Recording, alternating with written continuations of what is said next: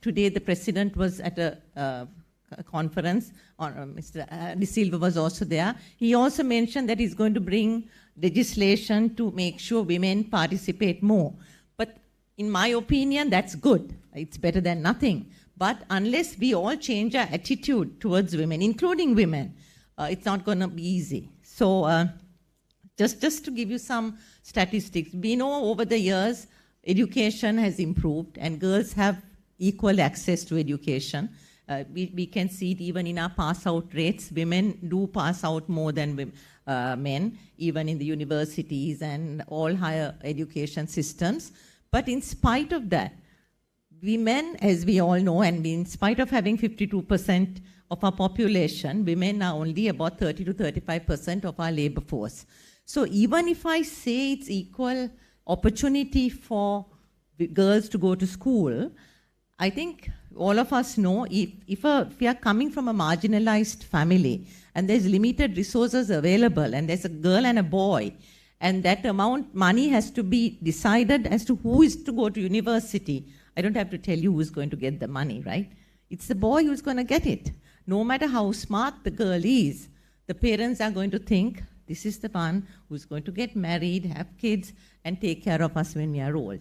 The girl is going to get married and join another family. So those are the archaic systems we have in our minds, and that girl, with all her dreams and aspirations, is going to be told, you do another course. Maybe, I don't know, whatever the course that's available, and that's the end of her dreams. They're all going to be shattered. So that also happens, maybe not amongst this audience, maybe not in the circles we move in, but that's very common in the rural areas, because that's how, it need not be even money. It can be just a piece of, say we sit at a table and there's a last piece of chicken left. Who's going to get that piece of chicken? It's the son, right? You and I are guilty of doing that. But that's how our minds are wired. So until these things change, it's going to be very difficult to change this perception. Let me give you a few statistics that I've written, so I better read them out. We are told that 75%, I said 30% of the labor force is male. Obviously, 75% is male, and that's been quite consistent.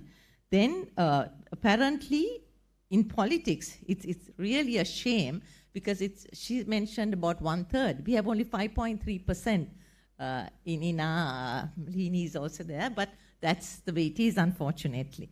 But I don't blame men. Women themselves had an opportunity to elect women into parliament, but we didn't do it. So I think we should stop the blame game and see what we can do to help this situation. Then it's also told that 58% of males, there was a female to male labor force participation rate has dropped from 58% to 45% in 2021. So these numbers are falling. They were much more before. And then even at a senior and middle management level, it's even less. It's only 25% of women at senior and middle management level. If you take the directors on boards of all the listed companies in the Colombo Stock Exchange, only 9.5% females are directors. So that just shows that the women's participation and, as you say, their ability to contribute is very little in Sri Lankan society. So in our current economic context, with every citizen now has to contribute, right? We are in a crisis situation, we have to contribute. And most of the younger, able, capable people who have had the free education, they're going abroad and leaving people, like aging people like us, to carry on the work. So that is all the more reason why the women need to come into the labor force. They have to come in and do their part and make sure that the country also comes out from this current situation we are in. So working women do actually, Chamari was saying, we have a dual role to play, because there's productive and reproductive roles. We are engaged in producing goods and services and therefore contribute to economic growth, but we also involved in biological and social reproduction, because we have children, we nurture them, and we take care of them. So their role as workers, household managers, and community participants require appropriate social policies as well. So no economic policies alone is not going to help. We need to change society and our thinking. I keep repeating this because to me that's very, very important. Women are generally said to learn fast, and they become highly productive if they are taught a skill. But so lack of sufficient skills hampers these people from doing something important. For example, but there are also issues with when you have women doing a particular role, and then they end up into these low, unskilled jobs, which will have low wages as well. For example, the tea plucker, the garment girl, the housemaid that goes overseas. Unfortunately, they are at the very low end of the pyramid with no opportunity for them to grow up. Because if you're a tea plucker, you're a tea plucker for the rest of your life, right? And these three, I don't have to tell you, they are the ones that earn us the most amount of foreign exchange as well. But we treat them at such a low level, unfortunately. So, so what do we do to get this corrected? I think Advocata is promoting or advocating that we do some economic reforms. So maybe in education, employment, childcare, those are areas, in my opinion, that we can do some changes. So if you take employment, there are various, I think Advocata is also advocating that we do some legislation, for example, in the working hours. We should have flexible hours. Women can't work at night, which is a real sad situation. Women can't work in a bar. There are so many young girls with so much talent as to become mixologists and bar girls, but they're not allowed to do that. So then there are so many issues that can be hopefully corrected. Then maternity leave, paternity leave. Then if we can have some kind of assurance that when a woman comes after maternity leave, she gets her job back. And okay, maybe forget the promotions, but she gets her job back. So these are all things that can be legislated. Then when it comes to education, as I said before, women do have access to education, but they don't get the skills they require.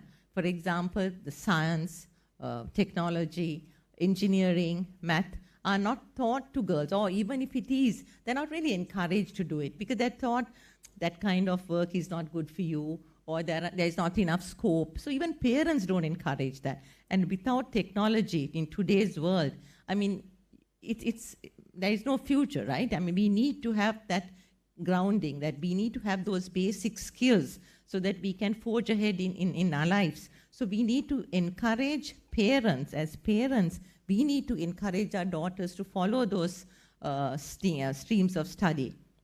And we need to also have counselors in schools who can give them that confidence that it is okay for them to do, because in their homes, they will be told not to do that. So it's quite a lengthy process that will need to be done. Then when it comes to childcare, I was telling Dhananath, being a mother, one of the biggest things one has is the guilt or the emotional feeling of leaving your child and going to work. It's something I felt, and I know what it is. When a child is sick, or when a child has some issue, it could be just, leaving a child, and when you have to go to work, it really pulls at your strings, especially when a child says, Mama, stay at home. So these are things that only a mother has to undergo, not a father. So they don't really understand that. So then they go to work, and when they are at work, then you feel about your child. When you are at home, then you get this thing about work. So it's a very difficult situation for women, the psychological feeling she has, because she has a huge sense of responsibility at work as well. And then she also has this feeling for a child. So it's not easy to get the two balanced. So when I say childcare, right now I think it's not fair to expect companies also to invest in creches and childcare, because companies are struggling themselves, right? I mean, they're not charity, they also need to make money. There are so many companies that are closing. So I don't think we can expect that, because it's not only childcare, women also have to take care of their parents, aging parents, in-laws. They all become your responsibility, not the husband or your brother. It's your responsibility. So that is, just childcare, aged care also has to be taken care of. In other countries, the government does subsidize. So maybe, I don't know, maybe religious institutions, welfare societies, it has to be done at a village level. I think you also mentioned that it has to be done at the grassroots so that people have access to it. And maybe people can jointly contribute towards it. Otherwise, if we are expecting companies to do that, they are not going to do it. And that means they are not going to take women, because most companies don't take women of a particular age because they know, okay, she's going to get married, she's going to have children. So it's a huge disadvantage. So we need to do things to mitigate these disadvantages and make the bosses feel comfortable and confident that the woman will manage this somehow or the other. Then the other issue is with regards to job security. When it comes to, for example, during the pandemic, men also lost jobs. Yes, we all know that. But apparently, statistics show that women lost more jobs because it could be that most were retrenched because they are in a larger number, because women's concentration in direct production sectors, which are most vulnerable to international demand, was more. For example, if you take, say, tea, in Sri Lanka, I'm saying, the garments, these are all, right now, they say 25% of the demand for garment industry is down. So who is going to lose the job? It's the girl who's at the machine, right? So it's always the case. So we saw tea, garment, even the housemaids during the pandemic, they lost their jobs and came back to Sri Lanka. So it's always women who end up losing their jobs faster. Stereotyping it changes. Young girls with flourishing careers, pressured by society, get married, and then they are pressured then to have children. And then when the children are had, then there's this guilt feeling that comes. You shouldn't leave them home. You should have to take care of them. So many give up work, and then that's the end of it. They don't come back because so that's unfortunately it's very sad right now. Especially now, during the economic crisis, most families are going through lots of economic problems. So second, the industry I represent, most countries have more women in tourism. But in Sri Lanka, I was told it was 15%, but now it has come down to 8%. Again, because of the social stigma.